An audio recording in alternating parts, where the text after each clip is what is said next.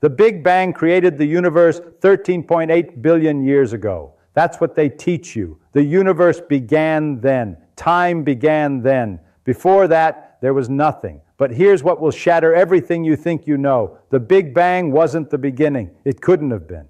And when you understand why, the universe becomes infinitely stranger than you ever imagined. Sit down, get comfortable, because we're about to dismantle one of the most fundamental things you believe about reality. Here's the story everyone knows. 13.8 billion years ago, the entire universe was compressed into an infinitely small, infinitely dense point, a singularity. Then suddenly it exploded. The Big Bang. Space expanded, matter formed, stars ignited, galaxies emerged. Eventually, billions of years later, here we are. That's the creation story of modern science. The universe had a beginning. Before the Big Bang, there was nothing. No space, no time, no matter, no energy, nothing. And then, bang, everything. This story is taught in every textbook. It's in every documentary. Neil deGrasse Tyson talks about it. Stephen Hawking wrote about it. It's accepted scientific consensus. And it's wrong, or at least it's incomplete in such a fundamental way that calling it the beginning is misleading. Richard Feynman understood this. He was always careful about what he claimed to know versus what he was speculating about. And when it came to the Big Bang, he'd tell you, we know the universe was once very hot and very dense. We know it's been expanding and cooling for 13.8 billion years, but we don't know if that was the beginning. We can't know, not with current physics, because the moment you try to talk about the beginning, you run into a wall, a fundamental limit to what physics can tell you. Let me show you why. First, let's be clear about what we do know, because we know a lot. The Big Bang theory isn't wrong. It's just incomplete. We know that galaxies are moving away from us, all of them, in every direction. The farther away they are, the faster they're moving. This was discovered by Edwin Hubble in 1929. If galaxies are moving apart now, that means they were closer together in the past. Run the clock backward far enough, and everything was in the same place. The universe was smaller, denser, hotter. We can calculate how long ago this was, about 13.8 billion years. That's not a guess, that's a measurement. We can see the leftover radiation from when the universe was young and hot. We call it the cosmic microwave background. It's everywhere, a faint glow of microwaves filling space, the echo of the Big Bang. We can study this radiation. We can measure its temperature, its variations, its polarization. And from those measurements, we can reconstruct what the early universe was like. 380,000 years after the Big Bang, the universe cooled enough for atoms to form. Before that, it was too hot. Matter existed as a plasma, a soup of electrons and nuclei, too energetic to combine into atoms. Before that, even hotter, even denser. We can trace it back to fractions of a second after the Big Bang. We understand nuclear physics well enough to predict what happened when the universe was 1 second old. Protons and neutrons forming, eventually combining into the first atomic nuclei, hydrogen, helium, trace amounts of lithium. We can test these predictions. We can measure the abundance of elements in the universe, and it matches perfectly. The Big Bang theory predicts the exact ratios of hydrogen to helium to lithium that we observe. So the theory works spectacularly well. It explains the expansion. It explains the microwave background. It explains the element abundances. It's been tested thousands of ways and passed every test. But here's the problem. The further back you go, the hotter and denser the universe gets. Keep going back, and you hit a point where our physics breaks down. We call it the Planck epoch, about 1043 seconds after the Big Bang. Before that, we don't know. We can't know, not with current physics.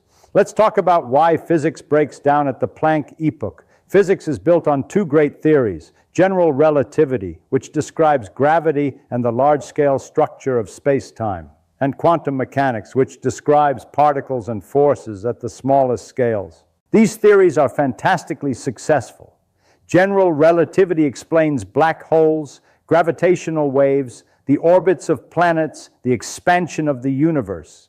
Quantum mechanics explains atoms, chemistry, semiconductors, lasers, all of modern technology. But they're incompatible. They give different contradictory answers when you try to apply both of them to the same situation. Usually that's not a problem. Gravity is important for planets and stars, big things. Quantum mechanics is important for atoms and particles, small things. You rarely need both at once, but in the very early universe, you need both. The entire universe was smaller than an atom. It was quantum-sized, but it also contained all the mass and energy that would become galaxies and stars, enough to create huge gravitational effects. You need quantum gravity, a theory that unifies quantum mechanics and general relativity, and we don't have one. Not a complete one, not one that's been tested. String theory is one attempt. Loop quantum gravity is another. There are others, but none of them are proven. None of them make testable predictions that we've been able to confirm. So when you ask, what happened at the very beginning at time zero?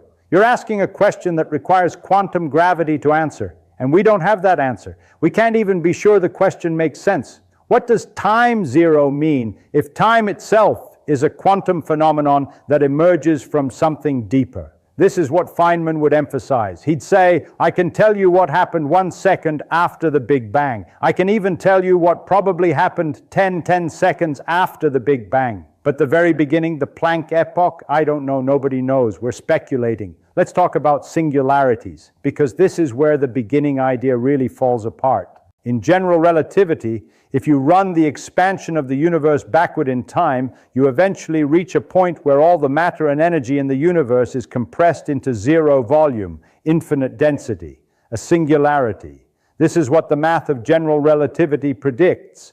And people took this to mean that the universe literally began as a singularity, an infinitely dense point. But here's the thing about infinities in physics. They usually mean you're doing something wrong.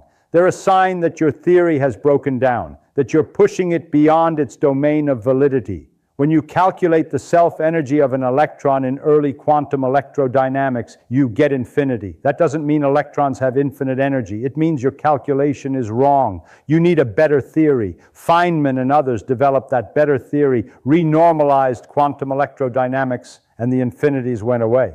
Same thing here. When general relativity gives you a singularity, it's not telling you there really was a point of infinite density. It's telling you that general relativity is breaking down. You need quantum gravity. And quantum gravity will probably tell you something different. Maybe space and time themselves are quantized. Maybe you can't compress things below the Planck length, about 1035 meters. Maybe the universe wasn't infinitely dense. Maybe it was just very, very dense but finite. Or maybe time doesn't extend infinitely into the past. Maybe time itself has a structure that prevents you from going back to before the Big Bang. Or maybe, and this is where it gets wild, maybe the Big Bang wasn't the beginning at all. Maybe the universe existed before in some other form, and the Big Bang was a transition, not a creation event. So let's talk about what might have come before, because there are several possibilities and they're all mind-bending. Possibility 1, the universe is cyclic. Maybe the Big Bang wasn't the first one. Maybe the universe expands, eventually stops, collapses back in a big crunch, and then bounces into a new Big Bang, over and over, eternally. We used to think this was impossible. We thought the universe would expand forever because there's not enough matter to pull it back together. But then we discovered dark energy, a mysterious force causing the expansion to accelerate. That complicates things. Maybe cycles are possible after all, just not in the way we originally thought. Possibility 2, the universe emerged from a quantum fluctuation. In quantum mechanics, particles can pop into existence from nothing. Virtual particles. They borrow energy from the vacuum, exist briefly, and then annihilate. This happens all the time at tiny scales. What if the entire universe is a quantum fluctuation? What if it popped into existence from nothing, borrowing energy from the quantum vacuum? This sounds crazy, but the total energy of the universe might actually be zero. Positive energy from matter and radiation, negative energy from gravity. If they exactly cancel, then the universe has zero total energy. And quantum mechanics allows zero energy fluctuations. Possibility 3, The universe is eternal with no beginning. Maybe time extends infinitely into the past. Maybe there never was a beginning. The Big Bang was an event in the history of the universe, but not the first event. This creates philosophical problems. Infinite past, infinite regress, but logically, it's possible. And some theories, like eternal inflation, suggest this might be the case. Possibility 4, time itself began at the Big Bang. This is Stephen Hawking's idea. Maybe asking what came before the Big Bang is like asking what's north of the North Pole. It's a meaningless question. Time began with the Big Bang. There is no before, but even this doesn't really answer the question. Why did time begin? Why this particular universe? Why these laws of physics? Here's something that bothers a lot of physicists. The universe seems extraordinarily fine-tuned for life to exist. If the strength of gravity were slightly different, stars wouldn't form. If the electromagnetic force were slightly stronger, atoms wouldn't bond into molecules. If the expansion rate were slightly faster, galaxies wouldn't form. If it were slightly slower, the universe would have collapsed immediately after the Big Bang. There are dozens of these parameters, and they all have to be just right for a universe like ours to exist. Change any one of them by even a tiny amount, and you get a universe that's either empty or so chaotic that nothing interesting can happen. Why? Why are the constants of nature tuned so precisely? One answer: the multiverse. Maybe there are countless universes, each with different laws of physics, different constants. Most of them are sterile, boring, dead, but a few, by pure chance, have the right parameters for complexity to emerge. We exist in one of those because we couldn't exist in the others. This is called the anthropic principle. We're not in a special universe. We're just in one of the universes where observers can exist to ask the question. But this feels unsatisfying. It doesn't explain why there's a multiverse. It just pushes the mystery back a level. Another answer: maybe the constants aren't arbitrary. Maybe there's a deeper theory, a theory of everything, that explains why the constants have the values they do. Maybe they're the only values that make mathematical sense, and we just haven't discovered the underlying logic yet. Feynman would have hated both of these answers. He didn't like anthropic reasoning. It felt like giving up on finding a real explanation. But he also knew that sometimes the universe doesn't give you the answers you want. Sometimes you hit a wall and you just have to admit, we don't know yet. Let me tell you about inflation, because this is one of the most important ideas in modern cosmology, and it changes what the Big Bang means. In the 1980s, physicists realized that the standard Big Bang model had problems, several problems. Why is the universe so uniform? The cosmic microwave background has almost exactly the same temperature in every direction. But regions on opposite sides of the sky were never in contact with each other in the early universe. They couldn't have exchanged heat. So why are they the same temperature? Why is the universe so flat? Space could be curved, like the surface of a sphere or a saddle.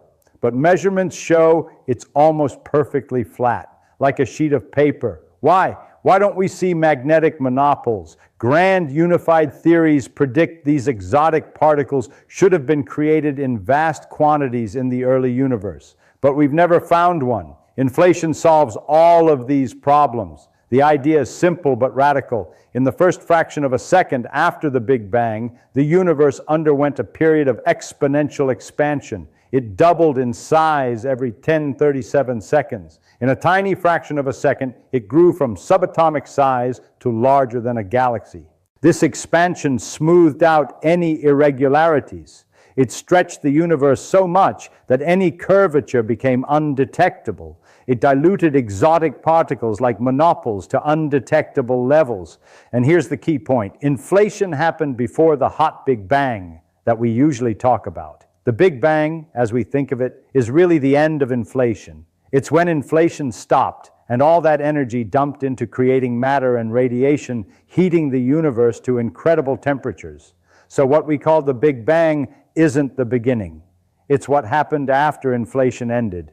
And inflation itself, we don't know what started it, we don't know what stopped it, we have models, but they're speculative. Some versions of inflation are eternal. In eternal inflation, most of the universe is always inflating. It never stops. But quantum fluctuations occasionally create pockets where inflation ends, and those pockets become universes like ours. In this picture, our Big Bang was just one pocket among countless others. There's a vast, eternally inflating multiverse, constantly spawning new universes. This is speculative. We have evidence for inflation. It explains too much to be coincidence. But eternal inflation, the multiverse, we can't test that, not with current technology. Here's a fundamental issue that doesn't get talked about enough. We can't observe the Big Bang directly. We can only see the aftermath. The cosmic microwave background formed 380,000 years after the Big Bang. That's the oldest light we can detect. Before that, the universe was opaque. Photons couldn't travel freely. They were constantly scattering off electrons. So the first 380,000 years, we can't see it directly. We can only infer what happened based on theoretical models and indirect evidence. And the first few seconds, the first tiny fractions of a second, we're relying entirely on physics that we've tested in particle accelerators, extrapolated to energies and densities far beyond anything we can create in a lab. We're confident about the physics up to a point, but the Planck epoch, pure speculation. We don't have the physics. We don't have the observations. We're guessing. Feynman would be the first to admit this. He'd say, here's what we know with confidence. Here's what we're pretty sure about. Here's where we're speculating wildly. And the very beginning, that's in the speculating wildly category. This doesn't mean the Big Bang theory is wrong. It means we need to be humble about what we claim to know. The universe was once hot and dense, and it's been expanding for 13.8 billion years. That's established. But was it the beginning? We don't know. If you asked Richard Feynman, what happened at the beginning of the universe? Here's what he'd probably tell you. I don't know. Nobody knows. We have theories. We have speculation. But we don't have a tested, confirmed theory of quantum gravity, so we can't say for sure what happened at the Planck epoch. We know the universe was hot and dense 13.8 billion years ago. We know it's been expanding and cooling. We know about the cosmic microwave background, about nucleosynthesis, about structure formation. We have a good theory for all of that. But the very beginning, the moment of creation, we're guessing. And you should be suspicious of anyone who tells you they know for certain what happened at time zero.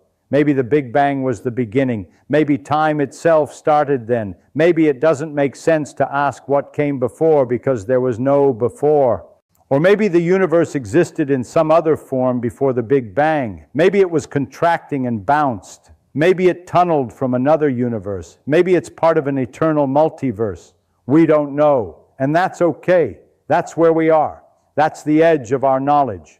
What we should do is admit what we don't know. Keep working on better theories and test them when we can. But we shouldn't pretend we understand things we don't understand. That's bad science. And then he'd probably add, but here's what's amazing. We can understand 13.8 billion years of cosmic history. We can trace it from a hot, dense state to galaxies and stars and planets and life. That's incredible. That's worth celebrating. The fact that we don't know everything doesn't diminish what we do know. So if the Big Bang wasn't the beginning, what's the real mystery? The mystery is, why is there something rather than nothing? Even if the universe is eternal, even if there's a multiverse, even if quantum fluctuations created everything from nothing, you still have to ask, why do the laws of physics exist? Why does quantum mechanics work the way it does? Why is there a quantum vacuum that can fluctuate? You can push the explanation back. You can say the universe came from a quantum fluctuation, but then you have to ask, why does quantum mechanics exist? You can say it came from a deeper theory, but why does that theory exist? At some point you hit bedrock. At some point there's just, this is how reality is, and we don't know why. Maybe there's an answer, maybe there's a theory of everything that explains why the laws of physics are what they are, why the constants have the values they do, why reality is structured this way. Or maybe there isn't. Maybe at the deepest level, things just are. And that's the end of the explanation. This is where physics meets philosophy. And Feynman would tell you, I'm a physicist. I can tell you how the universe works. I can't tell you why there's a universe at all. That question might not have an answer, or it might have an answer we can't comprehend, or it might be the wrong question entirely. But we can still ask it. We can still wonder. We can still push at the boundaries of knowledge and see how far we can go. So let's come back to the beginning, or rather the beginning. The Big Bang wasn't the beginning, not necessarily. It was an event 13.8 billion years ago when the universe was extremely hot and dense and began expanding. What happened before that? We don't know. Maybe nothing. Maybe time itself began then. Or maybe the universe existed in another form. Maybe it was contracting. Maybe it tunneled from somewhere else. Maybe it's part of an eternal cycle. We don't know, and that's the honest answer. The story you were taught, that the universe began 13.8 billion years ago, is a simplification. It's useful for communication, but it's not the whole truth. The whole truth is messier. The whole truth is we know a lot about the universe's history, but the very beginning is still a mystery. We're working on it. We have ideas, but we don't have answers. Not yet. And Richard Feynman would want you to know that. Not because he wanted to spread doubt or confusion, but because he believed in honesty, in admitting what you don't know, in being clear about where knowledge ends and speculation begins. The universe is 13.8 billion years old, measured from the Big Bang. But was the Big Bang the beginning? That's an open question. One of the biggest questions in all of science. And someday, maybe we'll answer it. Maybe we'll develop quantum gravity. Maybe we'll find evidence of what came before. Maybe we'll discover we're part of a multiverse. Or maybe we'll find that the question itself doesn't make sense, that time and space and causation all emerge together, and asking what came before is like asking what's north of the North Pole. Either way, the search for answers continues. The edge of knowledge keeps expanding. And that's what makes science beautiful. Not certainty, not having all the answers, but the process of asking questions, testing ideas, admitting when you're wrong, and pushing deeper into the unknown. That's what Feynman understood. That's what he practiced. And that's what he'd want you to understand about the Big Bang. It's not the beginning. It's just as far back as we can see right now. And what lies beyond? That's the next frontier.